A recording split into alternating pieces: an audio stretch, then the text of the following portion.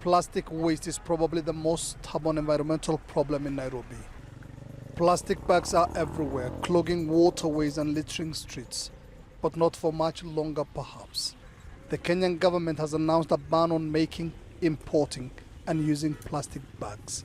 They will be replaced by paper bags and others made of biodegradable material. The law is in place, the law preceded us. My objective is not to arrest Kenyans.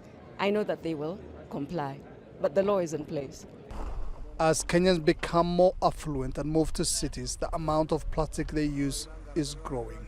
One estimate says Kenyans get through 24 million bags a month. The plastic litter covering up much of the landscape is also finding its way into the food chain.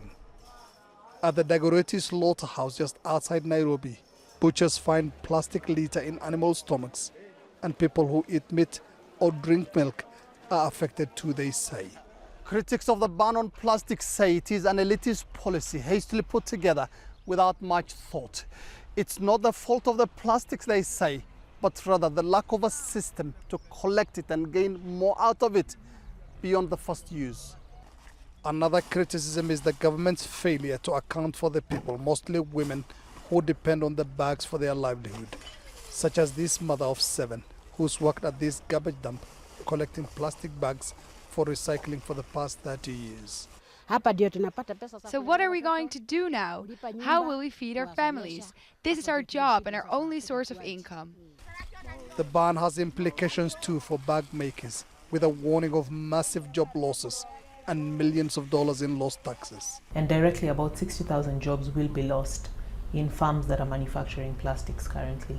But this doesn't take into account the jobs in other supportive industries. So that takes us to about maybe 300,000 jobs across the value chain would be affected by the ban. On the outskirts of Nairobi, employees prepare plastic waste for recycling. This factory turns discarded plastic bags into construction material. Employees here don't expect the ban to hurt business. There's so much plastic out there, they say, that it will take years to tackle. Mohammed, Adow, Jazeera, Nairobi, Kenya.